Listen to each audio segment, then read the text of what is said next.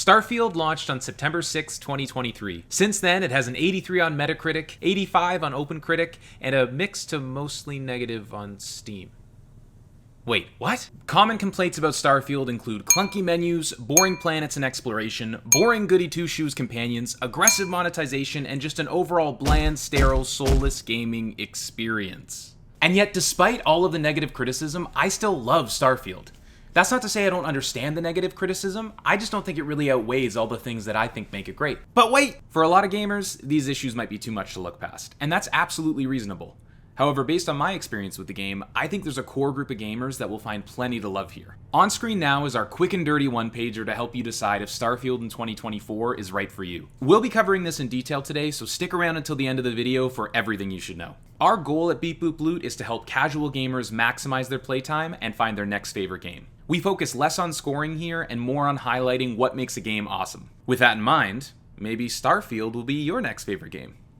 Let's chat. Oh, and timestamps for this video are in the description box below the subscribe button. So I only started playing Starfield for real like a month ago, so I was really shocked to see all of the changes, improvements, bug fixes, content updates that Bethesda's been rolling out since the game launched. On screen now, you'll see pages and pages of bug fixes and content updates, and also a list of all the key additions to the game. It's actually pretty crazy to see what's been added to the game over time. There's quite a bit here. The most significant update for me is the 60 frames per second on console. I love playing games at 60 FPS. I'm probably a little bit spoiled that way, but it's really hard to play, particularly a shooter and first person in anything other than 60 FPS, so that's a huge add for the game. And of course, a galaxy-sized list of bug fixes. So with this giant list of fixes and changes, the question is, was Starfield ever actually bad? It's an interesting question. When I first started playing Starfield, that was right at the launch of the game. I played for about an hour or two, and then I just dropped it. I only picked it back up when Shattered Space was announced with that Xbox Games Showcase trailer, which looked awesome. By the way, check out the video at the top of the screen if you want to learn more about Shattered Space and the future of Starfield. As I look back on what I think makes Starfield great,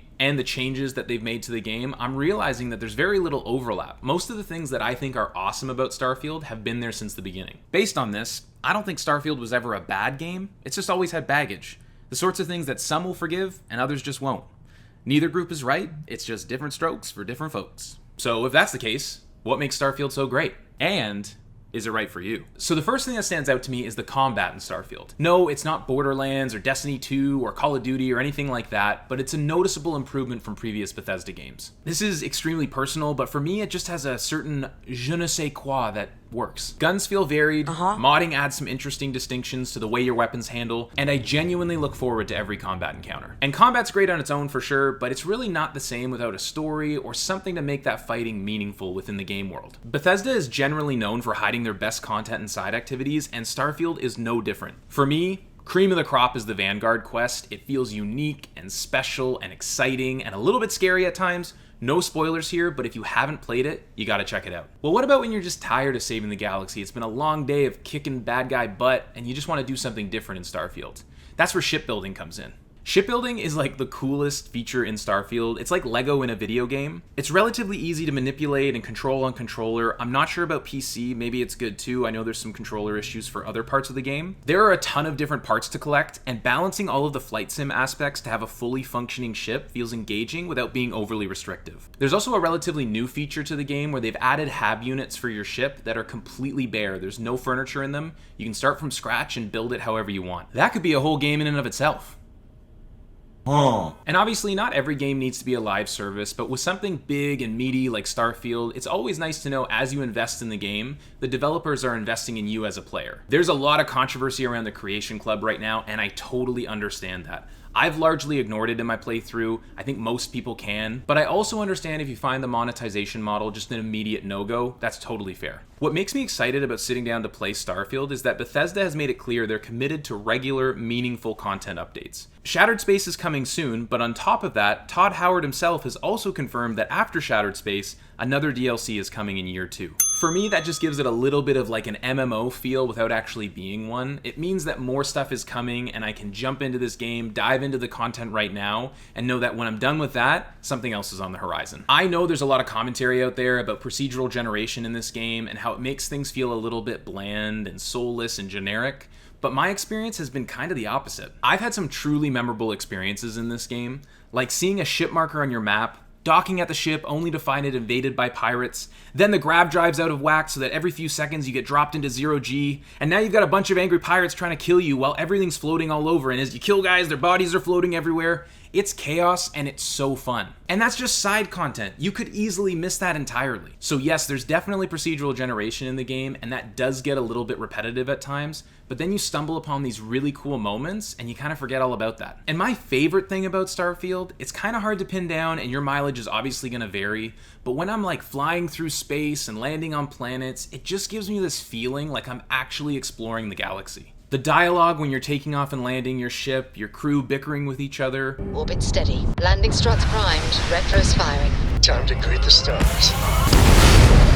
Walking through your ship, watching your crew go about their duties. There's just something special about the small moments in this game that really make you feel like a space explorer. So that's everything I love about Starfield, but the question really is, should you try it for the first time or pick it back up again in 2024? Back to our handy dandy chart, if you are a player who is patient, an explorer, you love space, you're looking for a single-player MMO type experience, or if you dream of creating your own custom spaceship, I think this game will be perfect for you.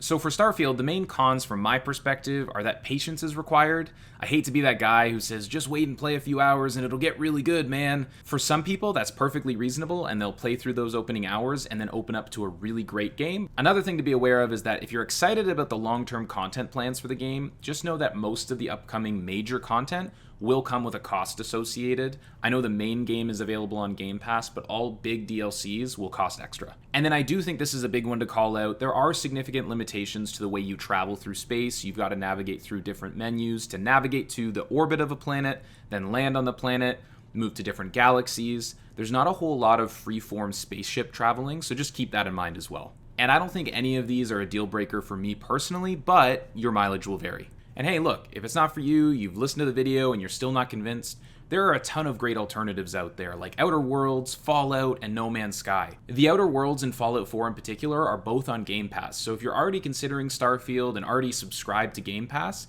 then you might as well try them out. You really got nothing to lose. No Man's Sky is also a big recommendation for me. It's not on Game Pass. I think it used to be though, but it's an excellent game and it still gets regular updates to this day. So yeah, Starfield is not perfect, but if you're a new gamer thinking about trying it or you're thinking about trying it again, I think there are a lot of reasons to play. If you've never played Starfield before and you have Xbox Game Pass, I think it's absolutely worth a try if you're in the mood for a big, meaty RPG that doesn't hold your hand. If you've played before and put it down, I think you probably need to look at how long you spent with it and how much time you have to game every week.